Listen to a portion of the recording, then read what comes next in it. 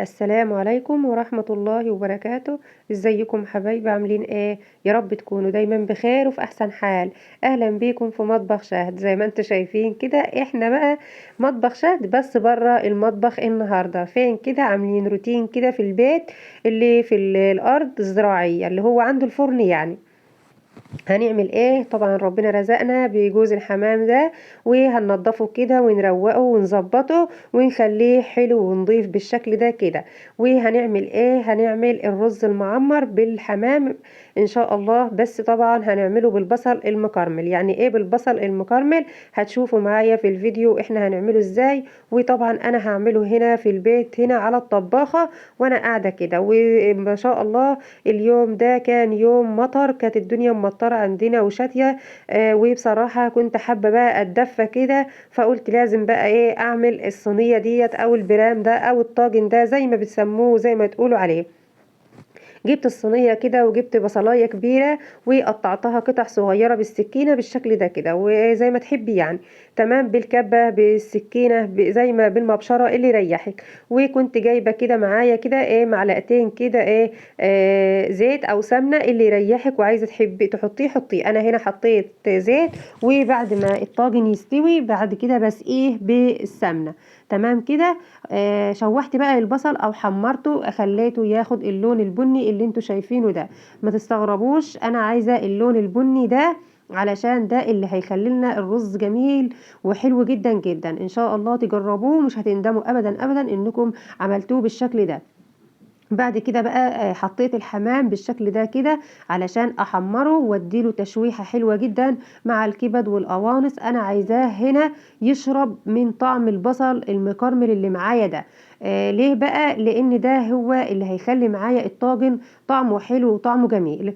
زي ما انتم شايفين كده بقلب الحمام من جميع الاتجاهات بالشكل ده كده علشان ياخد من طعم البصل. لو وصلتوا معايا لغاية هنا حبايبي ما تنسونيش من اللايك فضلا وليس أمرا. بحبكم في الله، يا رب دمكم نعمة في حياتي. وأنا باخدكم في الفيديو على طول علشان ما تقولوش اني بطول عليكم الفيديو، ولا والله يعني بسرع الفيديوهات علشان ما تكونش طويلة عليكم وبرضو تكونوا مستفادين منها.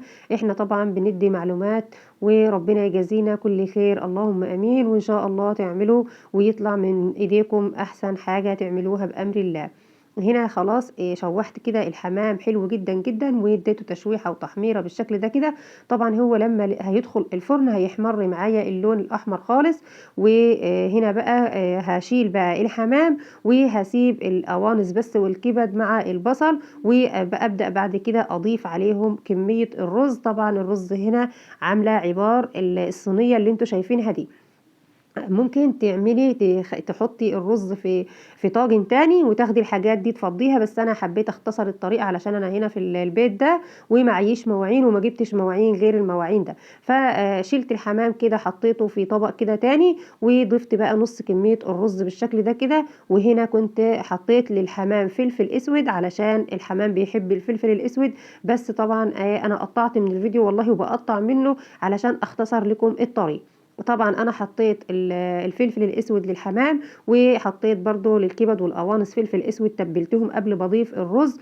وهنا ضفت بقى نص كمية الرز التانية. وبعد كده جبت الحليب بالقشطة بتاعته اللهم بارك زي ما انتم شايفين بالشكل ده كده. ودوبت الملح في الحليب، انا كنت حاطة الملح في الحليب في الحليب كده ودوبته بالمعلقة قبل ما اضيفه. زي ما انتم شايفين كده انا بهز الصينيه، وما تستغربوش انا ليه مش معمره الحمام او مش حاشيه الحمام. هو كده كده هيتحشي رز لما يستوي الرز ده هيدخل في قلبه كده ويستوي. وكملت الصينيه كده نص كوبايه من الميه معيار الرز يعني. وبعد كده بقى رحت جاريه على الفرن علشان اتدفى بقى من جو الشتاء والبرد. واختي كانت جابت برام احطه لها اللهم بارك. وبدات كده اولع عليهم، وزي ما انتم شايفين بقى وعارفين ان انا بولع ازاي. بس هنا هتقولي لي انت بتعملي ايه؟ بنقي الرز الشعير اللي بيكون في القش، يعني بستحرم ان هو يدخل في النار خسارة. فانا بنقيه كده وبسيبه على جنب كده للفراخ تاكله وتنقيه. طبعا ده كله يعني حاجات احنا ما نرميهاش، يعني لو قدامنا كده شوية قش فيهم شوية رز نركنهم على جنب، بلاش نولعهم وبلاش نستهتر يعني. هولع بقى على الرز كده واحدة واحدة. طيب هبطل ولعة امتى؟ هبطل ولعة طبعا مش هنولع من فوق للرز، هو كله من تحت بالشكل ده كده، بزق كده القش كده او الحطب او اي حاجة انت هتولعي بيها، ولغاية ما يبقى معايا بالشكل اللي انتوا شايفينه ده، يبدأ كده ان هو يبقبق كده، ويبدأ ان هو يغلي من جميع الجوانب كده. هسيبه بقى على راحته خالص لغاية ما يستوي، ويبدأ ان هو ينشف كده ويعلى معايا. طيب الشكل اللي هو شكل الحمام من فوق ما شاء الله محمر وشكله حلو وجميل. طب الوجه اللي هو تحت مش هيكون متحمر، هو هيكون مدفوس في الرز. طب هو هيتحمر ازاي؟ لما الرز بيرتفع ويعلى بالشكل ده كده، انا بقلبه وبديله كده تحميره خفيفه لما برد الرز. يعني ايه برد الرز؟ يعني بولع عليه كمان عودين كده علشان يستوي اكتر. حتى هتشوفوا معايا ان الحمام اتحرك كده من مكانه، فده علشان انا كنت طلعته يعني قلبته كده وحمرته. وتعالوا بقى نشوف الرز بتاعنا ما شاء الله عامل ازاي، مفلفل ولا معجن ولا عامل ايه بالظبط. اللهم بارك. الرز مفلفل جدا جدا وجميل جدا جدا، ما ناقصهوش اي حاجه خالص غير معلقه سمنه كده نسقي الرز بيها، ويكون طعمه حلو جدا ويكون بيلمع علشان معلقه السمنه هتديله لمعه.